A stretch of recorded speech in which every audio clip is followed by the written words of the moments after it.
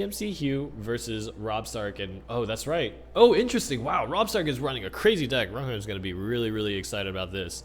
But let's take a look here. Rob Stark, not only is he running a crossbow, but he's running the log, and he's running lightning, and he has Inferno Tower. So for all intents and purposes, this seems like Mega Siege, right? He doesn't really have cards that do well pushing across the river. The mini P.E.K.K.A. is very easily defended when it pushes across the river. Guards are pretty okay at moving across, but they're not going to be the thing that allows you. They're not like a giant, right? They're not going to allow you to live on the opponent's side of the map for a very long time. And then Ice Spirit, Fire Spirits are very chippy damage. They're not things that give you consistent output. So really, his big damage dealer is going to be the crossbow. That's his wing condition. Lightning, I expect to clear, and oh my god, what are the chances he has lightning against 3 Musketeer?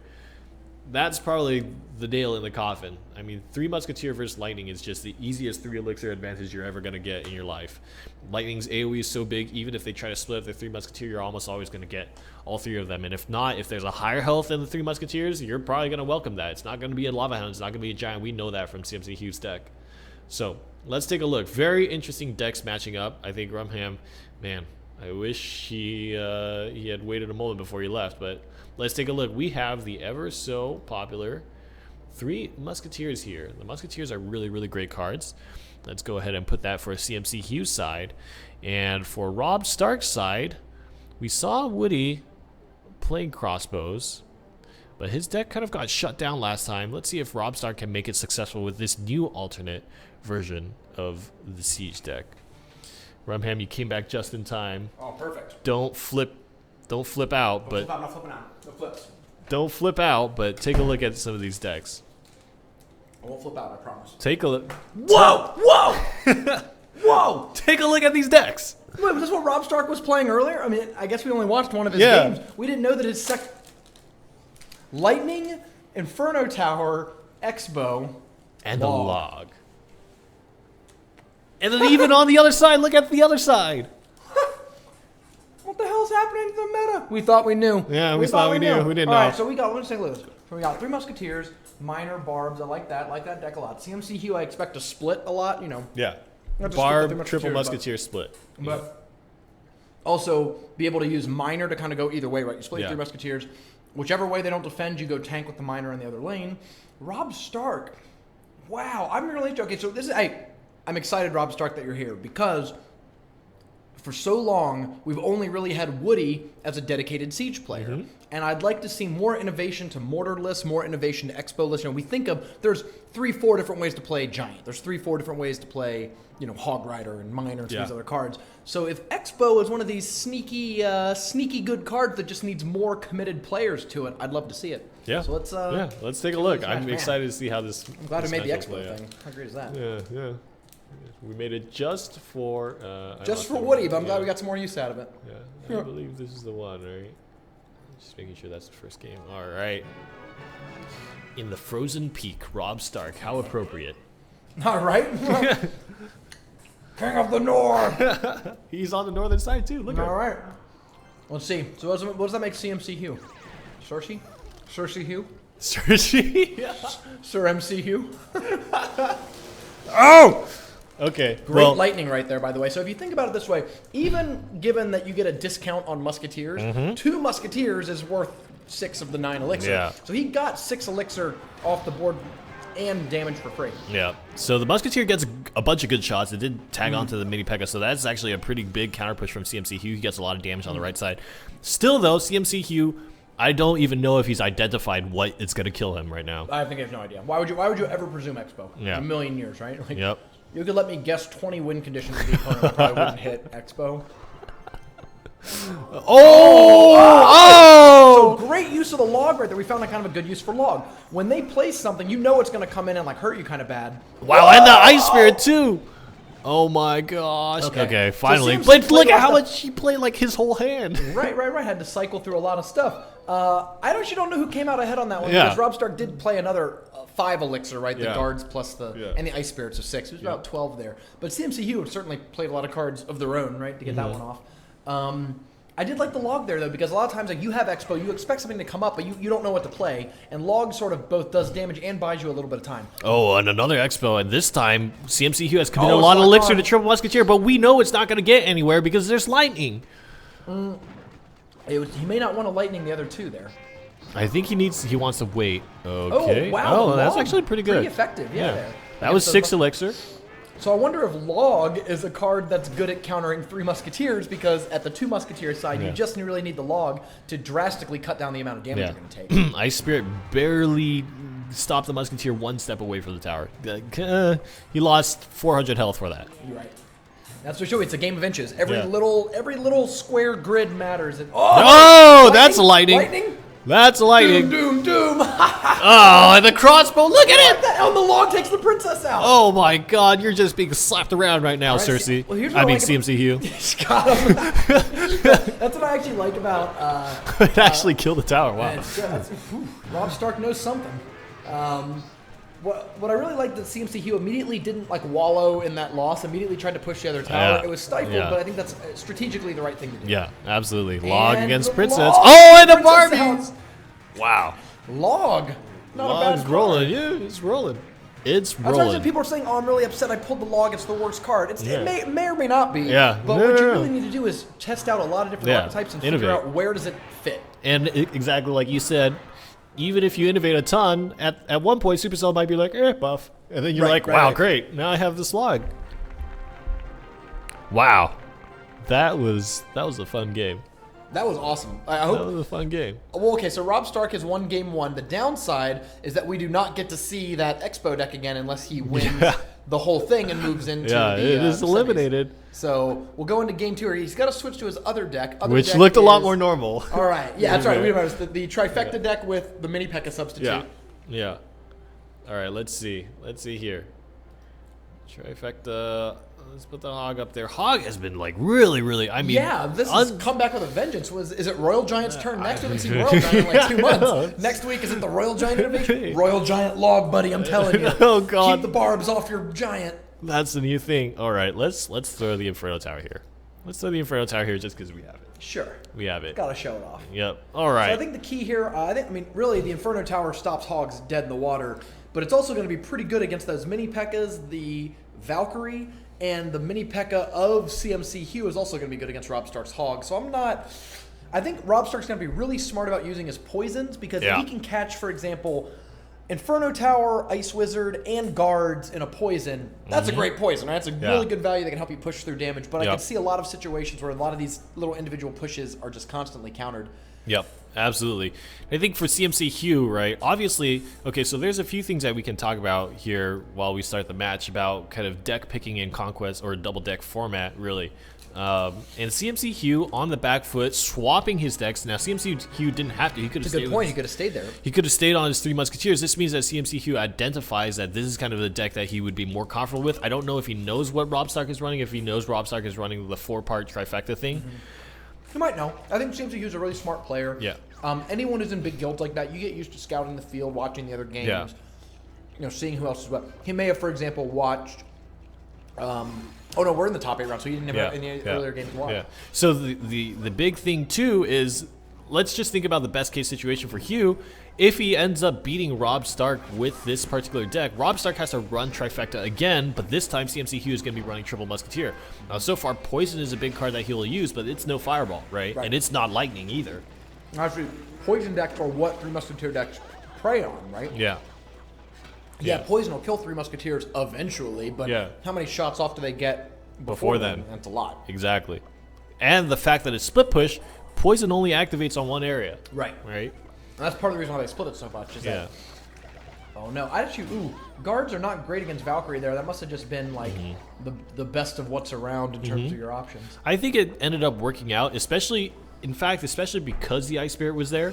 It froze the guards in this kind of triangle position, and the Musketeer hit the tip of the triangle and wasn't able to splash the rest of it. Yeah, it was really good placement by cMc, I'll give you that. Yeah. And so it prevented the Valkyrie from really getting very far. Here we go. We talk about the. It's tagged onto the mini P.E.K.K.A., which I think is actually kind of what cMc Hugh wanted, because he really, I mean, that the mini P.E.K.K.A. is going to go for the tower. Because you see it keeps coming back. Absolutely. What you don't want is the full health mini P.E.K.K.A. 3 squares from your tower. Yep. But the big thing that we mentioned and that we identified is the cycling for Rob Stark, is the constant Hog Rider pushes. Is cMc Hugh going to be able to keep up with this 5 elixir Inferno Tower defense every single time? So far, I think cMc has had really crazy good defense with this deck so far. I mean, nice poison. He's even that last push where he was able to separate the Hog from the mini P.E.K.K.A. and then stifle that stuff with the guards shows a lot of foresight on defense, which is probably more important than offensive skill, to be honest. Yeah, right now in this match, I definitely think so. That Ice Spirit just lost that mini P.E.K.K.A. altogether. Yep. Rob starts pushing in, but that poison there holding everything at the river is really weakened and slowed most of that attack. Defensive poison, yep. And they're still in a poison advantage. Nice. The mini P.E.K.K.A. is actually going to be guarded for. Let's see. Is there going to be a zap? Oh, the Ice Spirit got chopped up, actually. Yeah. Didn't get a shot off. It soaked a shot, and that miner gets free reign, so 400 damage. I don't know if you need to defend this. Oh, he had nothing else to play. I got him. Yeah. Because he has a 10 elixir and had to cast something. Yeah. All right, miner pops up. And I like that I feel like cMc Hugh got the impression that he was ahead. Yeah. And really tried to leverage that by pushing all in with everything, knowing that, like, okay, you can't defend with both Inferno Tower and, like, really anything else. Yeah. Though Rob Stark did a great job. I mean, he's taking damage, but it's hard to not take damage from a miner. Absolutely. I think the important thing, though, is that cMc's been able to get ahead with 2 collectors because he was able to poison on a reasonable, like, you remember he poisoned, there was a collector up in the top left and the musketeer walked by. Oh no, what happened? The King Tower! And again, we see. So, but the thing is, cMc Hugh, I think has done a justifiable amount of damage that it's going to hurt him, but there's still definitely a win. It's not like level 99's case. The King Tower is going to help, but you still have to, I mean, 600 damage isn't that much. The King Tower's only going to get a couple shots in terms of an attack that would reasonably do 600 plus damage. And here we look. I mean, we're looking at it. This could be it. The King Tower's not helping there, though, so it doesn't shoot that far up in the center. Yeah. But you can see, even just holding them there on with the defensive poisons is so good. Yeah. Or the offensive poisons, I mean. You have a low health Valkyrie and a Musketeer that's not going to do any damage. How are you going to play your Hog Rider in this situation? Oh, wow. He's actually just up. He done. Just going for it, yeah. Yep. Just try to sneak the damage in, and there it is. One shovel slap. cMc Hugh brings it back after losing to the crossbow deck. So now you're right. It's going to be Rob Stark's trifecta with no cannon. Yep. Against 3 Musketeer. Against the 3 Musketeer deck that we saw in game 1. So how are we? So how is cMc Hugh? I think cMc Hugh is in a much better spot with this 3 Musketeer deck than he was against the Siege deck.